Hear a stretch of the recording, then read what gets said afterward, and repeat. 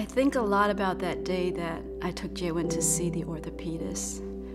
And I try often to remember those moments right before the x-rays came back, because basically that was the last time that our lives were so completely ordinary and so normal. I mean, cancer used to be something that only happened to other people. And all of a sudden, we have become the other people.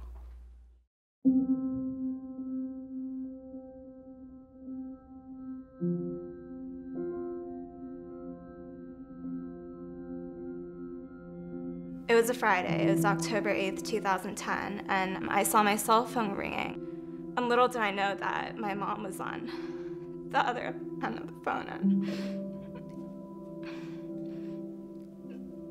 that she had the worst news in the world. Jaewon was diagnosed with osteosarcoma. Unfortunately, osteosarcoma is one of the tumors that has a high predisposition to spread to other sites. If the tumor has spread to the lung, the odds of survival decrease dramatically. I was scared, but most importantly, I was confused because I really didn't know what it meant to have cancer. We were so caught up in all different types of emotions.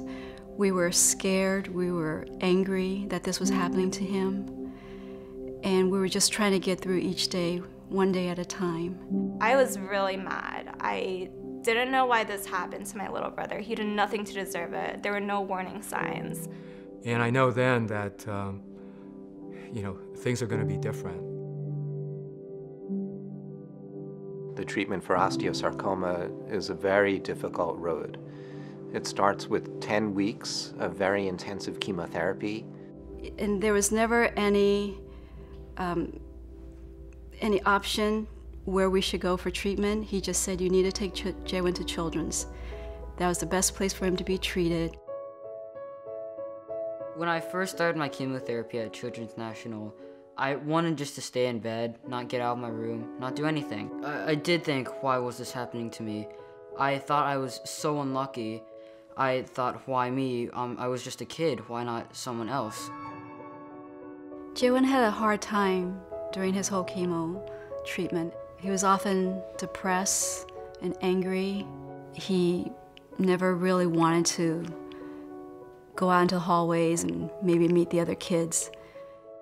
I saw bald patches on his head, and I remember thinking, he looks exactly like one of those sick kids that I see in movies. And at that moment, I realized he is one of those sick kids. The worst part was knowing that there wasn't anything I could really do to help. And as an older brother, I felt that my job was to help him through these things.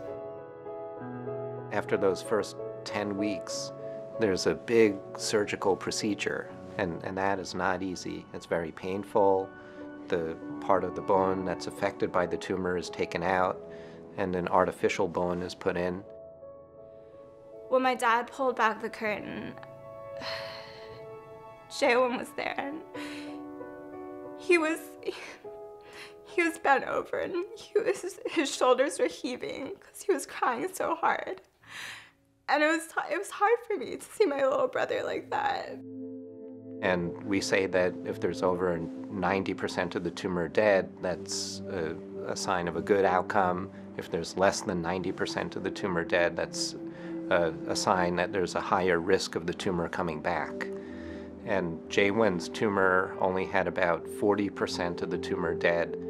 We thought, hey, he's doing so well, we caught it early, and, and he's gone through so much that we probably should be expecting about 80%. And when we heard 40%, at least I know I was crushed.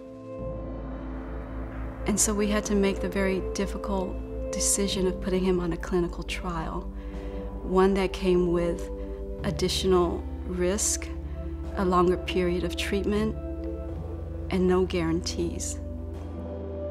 It was a very, very difficult time because not only did Jaewon have to endure the effects of the chemo, but he basically had to learn how to walk all over again. I always had some hope that all I had to do was make it to tomorrow.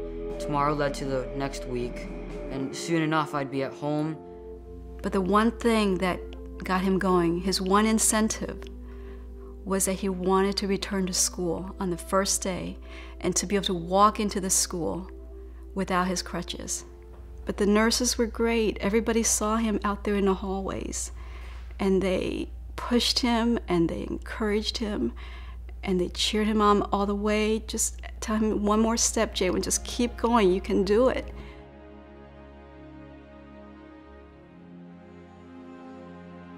But it wasn't until I met a girl who was usually at the hospital when I was there. She was around my age, so we became good friends. And I remember they used to play video games together, they would watch TV, they would visit the art room. After their treatment was over, they were going to keep in touch. They were going to grow up and they were going to look back at this time that they survived. But while Jaywin finished his treatment and got to go home, his friend developed some complications and didn't make it. And I think about her a lot, and I wonder why I was the one that survived and she didn't. I think it really made him realize that he had survived and he was one of the lucky ones.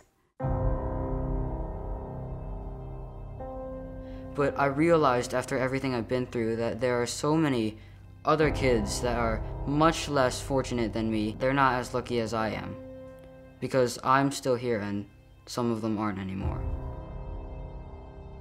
And I remember that morning on the first day of school, putting on his backpack for him, worrying that he was going to fall. And I watched him get onto the bus, and I saw him go find his seat. It was a very happy moment for me, and it made me realize that everything was going to be okay. I still struggle to this day trying to understand why it happened, but he's proven to be so strong and so resilient that I don't think I'm angry anymore. I want you to realize that as bad as my story sounds, I was one of the lucky ones because I'm still here. There are many kids out there who are less fortunate that I survived this so that I could spread the message to help other children.